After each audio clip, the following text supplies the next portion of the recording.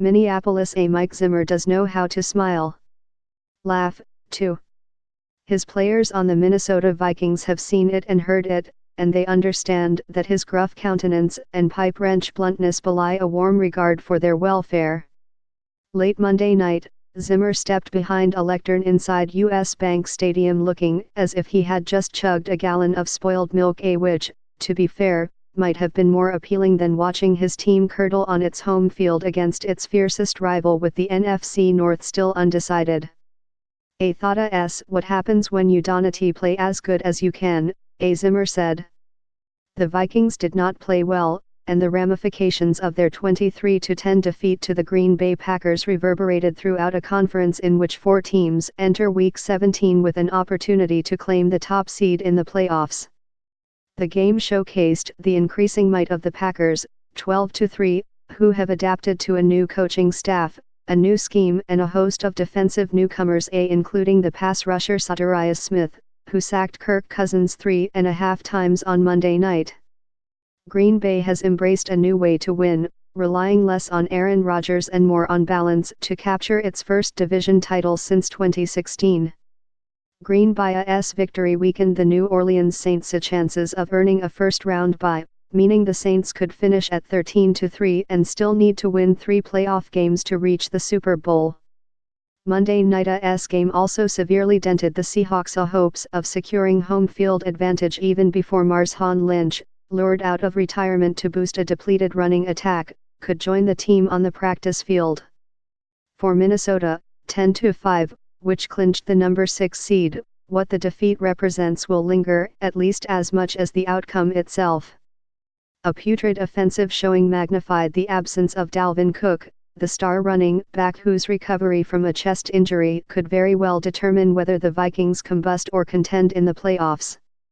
The Vikings' recent success, 8 victories in 10 games before Monday night, dovetailed with a surge from Cousins, who has thrived in a reimagined offense predicated on bullish outside zone running by Cook and loads of bootlegs, rollouts and play-action passes.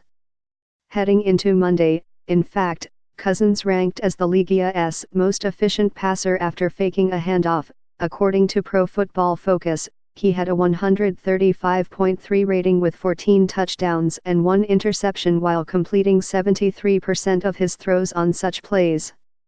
The Packers all but erased those options Monday for Cousins, just as they did when the teams met in Week 2. Minnesota's offensive line caved under Green Bay's relentless pressure. Without Cook or his backup, Alexander Mattison, available to crease the Packers' defense, Minnesota mustered 139 yards, its fewest all season. We've got to go back and look at how, why, Cousins said. And certainly the answers to those questions, in theory, should be of some help going forward, not just if we play them again, but in general. It is unlikely that the Vikings would face Green Bay in the first round, perhaps a good thing for Minnesota. The Vikings failed to record a first down on 8 of 13 drives, crossed midfield only twice after halftime and converted 3 first-half turnovers into only 10 points. The Packers have twice demonstrated an aptitude for diminishing Cousins, and their potential playoff opponents have undoubtedly noticed. Cousins said he was affected by Green Bay's pass rush. When Zimmer was asked whether Cousins looked shaken, he said only that he couldn't tell from the sideline. The final indignity for Minnesota came in the stands, not on the field. In the fading minutes, the Vikings fans bolted for the exits, leaving a sizable and boisterous contingent of Green Bay supporters to chant, "Go, Pack, go!" The Packers are indeed going to Detroit, where they can clinch the number 2 seed at least with a victory over the Lions, and then ultimately back home, to the frigid environs of Lambeau Field.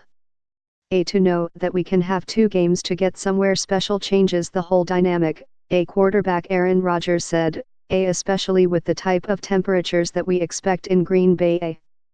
The Vikings still have yet to defeat a team that presently has a winning record, or that has made the postseason, losing to Kansas City, Seattle, and Green Bay.